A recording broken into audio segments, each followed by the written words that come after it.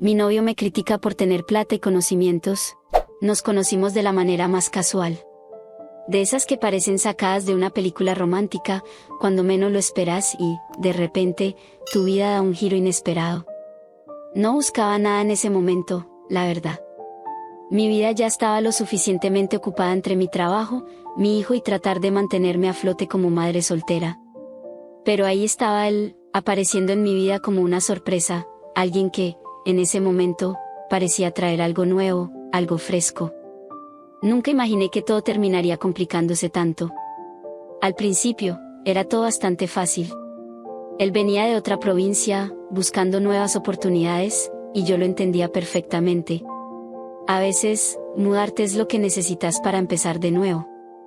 Conectamos rápido y, de algún modo, la convivencia también se dio de manera fluida. Aunque me preocupaba su situación, no me pesaba ofrecerle mi casa como un lugar para quedarse.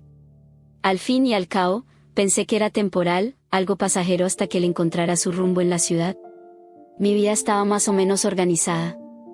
No es que todo fuera perfecto, pero tenía mi rutina, mi trabajo online, y aunque ser madre soltera es una tarea inmensa, había logrado encontrar un equilibrio. Me gustaba sentir que podía ayudarlo, que podía ser ese apoyo que él necesitaba en ese momento. Al principio, la idea de que él estuviera buscando trabajo mientras vivía conmigo no me molestaba.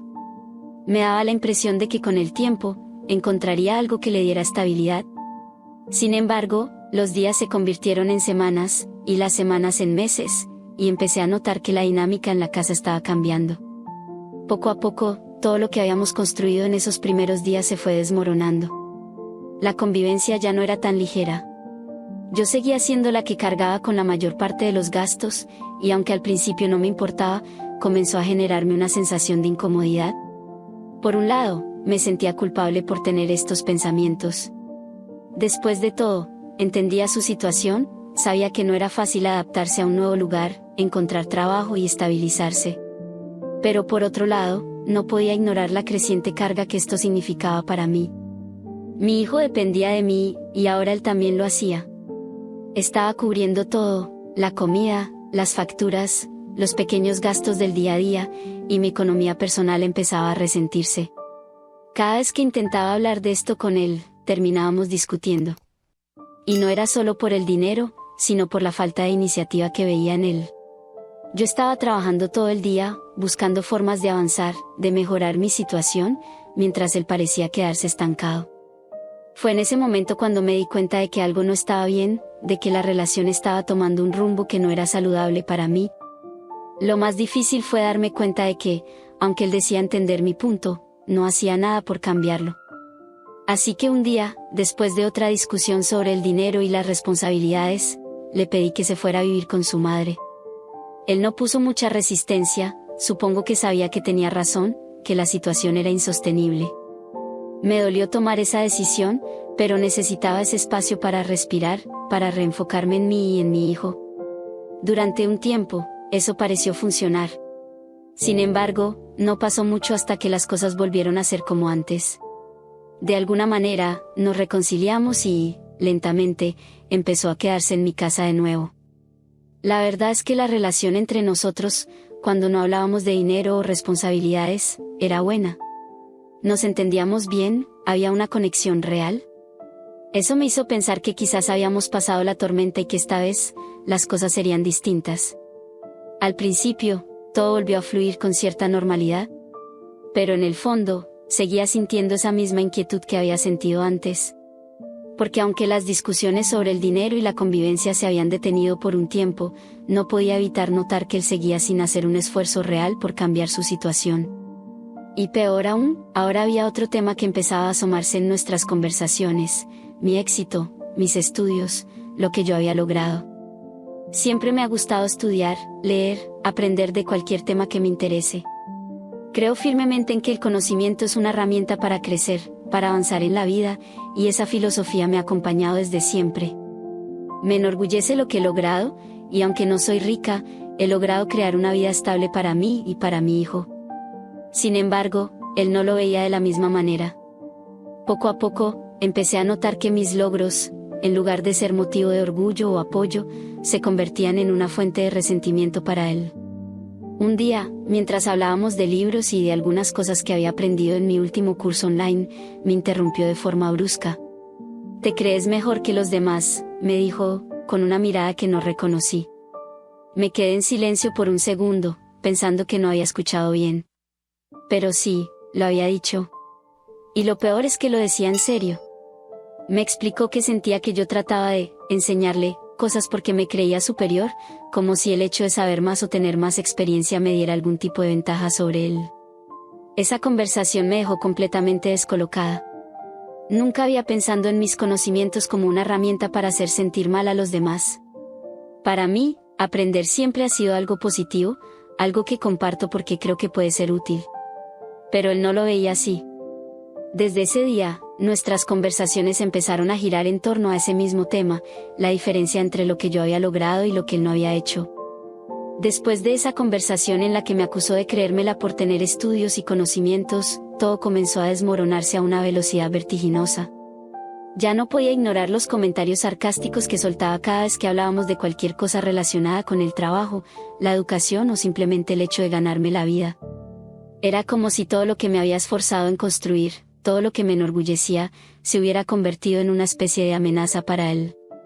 No pasaba un solo día sin que me lanzara alguna indirecta o comentario hiriente, sutil pero cargado de resentimiento. Empezó a ser común que, si yo hablaba de un nuevo cliente o de cómo había conseguido cerrar un trato importante, él respondiera con una mezcla de desdén y sarcasmo. «Ah, claro, porque vos sos la que lo sabe todo, ¿no? O debe ser lindo ser tan perfecta, con tu plata y tu vida ideal». Me dejaba helada. ¿Cómo había llegado a esto? ¿En qué momento mi esfuerzo, mi trabajo, se había convertido en un motivo de ataque? Intentaba explicarle que lo que hacía no era para sentirme superior, que simplemente era lo que necesitaba hacer para mantener a flote mi casa, mi hijo, y a mí misma. Pero él no escuchaba, o si lo hacía, distorsionaba todo lo que yo decía. Lo que más me dolía era que, en el fondo, parecía que su resentimiento venía de sentirse inferior, de una inseguridad que yo no podía arreglar por más que intentara. Nunca quise que él se sintiera menos que yo, al contrario. Siempre lo apoyé, intenté darle oportunidades para que pudiera encontrar su propio camino. Pero cada intento por animarlo a estudiar o buscar algo más en su vida terminaba en una pelea. Si le proponía que se anotara en un curso o que buscara algo más estable, me respondía que yo solo quería que fuera, como yo, que no lo aceptaba como era. No sabía qué más hacer para ayudarlo. Al mismo tiempo, yo me iba desgastando. Mantener todo a flote, ser la que trabajaba, la que pagaba, y encima, tener que lidiar con sus ataques constantes se volvió agotador. Mi casa, que solía ser un lugar de paz, donde podía sentirme en control de mi vida, ahora se sentía tensa, casi como si caminara sobre un campo minado, esperando el próximo comentario pasivo-agresivo que él lanzaría. Y lo peor era que, por momentos, me hacía dudar de mí misma. Empecé a preguntarme si quizás tenía razón. ¿Era posible que, sin darme cuenta, yo lo estuviera haciendo sentir inferior? ¿Sería cierto que yo tenía una actitud arrogante y no me daba cuenta? Las peleas continuaban, y aunque nunca eran explosivas, había un tono constante de hostilidad en sus palabras. No podía evitar sentir que él se aferraba a la idea de que yo lo menospreciaba por no haber estudiado o por no tener una carrera profesional como la mía. Lo que más me irritaba era su negativa a aceptar que, en la vida, el esfuerzo importa, que uno tiene que buscar sus propias oportunidades. Yo no nací en una cuna de oro ni mucho menos. Había tenido que trabajar duro para llegar a donde estaba, para poder darle una vida digna a mi hijo. No era un camino fácil, y me dolía que él no pudiera entenderlo. Un día, durante una discusión especialmente amarga, todo estalló. Yo había tenido un día agotador con el trabajo. Entre reuniones, problemas con clientes y mi hijo necesitando atención, llegué a casa extenuada. Y ahí estaba él, en el sillón, con la televisión encendida y un vaso de cerveza en la mano. El contraste entre nuestras vidas se hizo tan evidente en ese momento que no pude evitar sentir una mezcla de frustración y rabia. Intenté hablarlo con calma, le dije que necesitaba más de él, que no podía seguir cargando con todo sola. Pero él, como siempre, lo llevó a lo personal. Vos tenés todo lo que querés. ¿De qué te quejas? Si fuera por vos, yo estaría estudiando en alguna universidad solo para que me veas como alguien digno de vos, me dijo con una voz fría, casi despectiva. Ese comentario me dejó helada. ¿De verdad pensaba que lo que yo quería era verlo convertido en alguien digno? ¿Qué clase de relación era esta donde, en lugar de apoyarnos, parecía que estábamos compitiendo? Le expliqué que no se trataba de eso, que lo único que yo esperaba era que tuviera ambición, que quisiera algo mejor para él mismo. Pero cuanto más intentaba razonar con él, más me daba cuenta de que había un muro entre nosotros que no podía derribar. La gota que colmó el vaso fue cuando, en medio de la discusión, me dijo que nunca había hecho nada importante en mi vida, que todo lo que tenía era porque había tenido suerte. En ese momento, sentí que algo dentro de mí se rompía. ¿Cómo podía decirme eso? Había sacrificado tanto, había trabajado tanto, no solo por mí, sino por mi hijo. Y él me decía que no había hecho nada. Me quedé en silencio, mirando la nada, tratando de procesar sus palabras. Él seguía hablando, seguía atacándome, pero ya no escuchaba. Lo único que podía pensar era en cómo habíamos llegado a este punto. El hombre con el que había creído tener una conexión ahora me despreciaba, o peor, se despreciaba tanto a sí mismo que no podía soportar verme tener éxito. No sé cuánto tiempo pasó antes de que me levantara y me fuera a la habitación. Cerré la puerta, y por primera vez en mucho tiempo, me permití llorar. No solo por él, sino por mí misma, por todo lo que había soportado en los últimos meses. Sabía que algo tenía que cambiar, pero no estaba segura de cómo o cuándo. Los días posteriores a esa discusión fueron como caminar por una cuerda floja. La relación estaba desgastada, y aunque él intentaba hacer las paces con algunos gestos superficiales, como traerme un café por la mañana o preguntar cómo había ido mi día, nada parecía auténtico.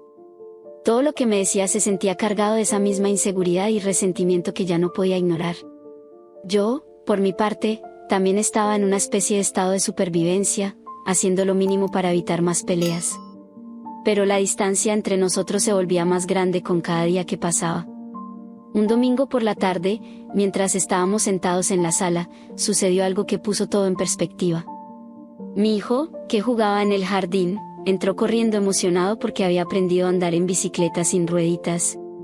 Se me iluminó el rostro, orgullosa de ese pequeño gran logro en su vida, y fui a felicitarlo.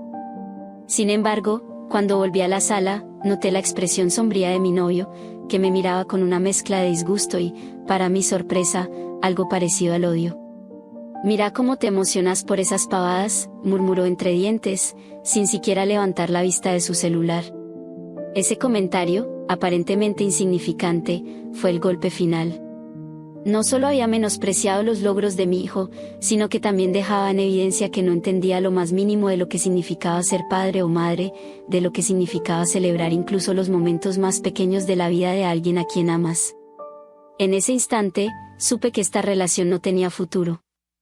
No podía, ni quería, compartir mi vida con alguien que no solo me hacía sentir mal por mis logros, sino que además restaba importancia a lo que más me importaba en este mundo, mi hijo. Decidí que era hora de ponerle fin, pero no lo hice en ese mismo momento. A lo largo de los días siguientes, me dediqué a observarlo con una nueva claridad. Cada palabra que decía, cada acción que realizaba, estaba teñida de una amargura que ya no podía soportar. No había nada que pudiera hacer para cambiar lo que él sentía. No podía enseñarle a no sentirse inferior, ni convencerlo de que mi éxito no era una amenaza para él. Era una batalla perdida, y cuanto más intentaba, más me hundía en la frustración. Finalmente, un viernes por la noche, después de otra discusión banal sobre las tareas de la casa, donde, por supuesto, terminé haciéndolo todo mientras él se quejaba de estar cansado, tomé una decisión. Esperé a que se durmiera, y me quedé despierta en la cocina, mirando la luna por la ventana. En ese momento, sentí una profunda calma. Sabía lo que tenía que hacer, y por primera vez en mucho tiempo, no sentí miedo ni duda. A la mañana siguiente, mientras él se preparaba para salir con unos amigos, aproveché la oportunidad. Me senté frente a él, lo miré directamente a los ojos y le dije con firmeza: «No puedo seguir con esto. Se terminó». Su reacción fue, como esperaba, de incredulidad al principio. Se quedó en silencio, con una media sonrisa como si pensara que yo estaba bromeando. «¿De qué hablas?», preguntó, dejando caer la mochila que tenía en las manos. Le expliqué, con la mayor calma posible, que ya no podía seguir soportando su resentimiento, sus comentarios despectivos, su constante necesidad de hacerme sentir culpable por lo que había logrado en mi vida. Le dije que lo había intentado, que había hecho todo lo posible por entenderlo, por apoyarlo, pero que no podía cargar con sus inseguridades por más tiempo. Su expresión cambió rápidamente de incredulidad a rabia. «Ah, claro», gritó. «Siempre se trata de vos, ¿no? De lo que querés, de lo que necesitas. Nunca te importó lo que yo siento». Sentí un nudo en la garganta, pero no iba a retroceder. Sabía que su reacción vendría cargada de reproches, pero ya no me afectaba de la misma manera. Su ataque era predecible, casi patético. Le respondí con la misma calma. «Esto no se trata solo de mí. Se trata de que vos no puedes ver más allá de tu propia amargura. Y no voy a seguir viviendo una vida en la que tengo que pedir permiso para sentirme bien por lo que hago. No quiero una relación donde todo sea una competencia o una excusa para atacarnos». Sus ojos se llenaron de furia, y durante un segundo pensé que podría ponerse violento, pero finalmente, solo se quedó en silencio. Agarró su mochila del piso, me lanzó una última mirada llena de desprecio, y se fue dando un portazo. El sonido de la puerta al cerrarse fue casi liberador. Sentí un peso enorme levantarse de mis hombros. Pasaron algunos días hasta que pude procesar del todo lo que había sucedido. Aunque me dolía el final de la relación, después de todo, alguna vez había sentido cariño por él, no me arrepentía de mi decisión.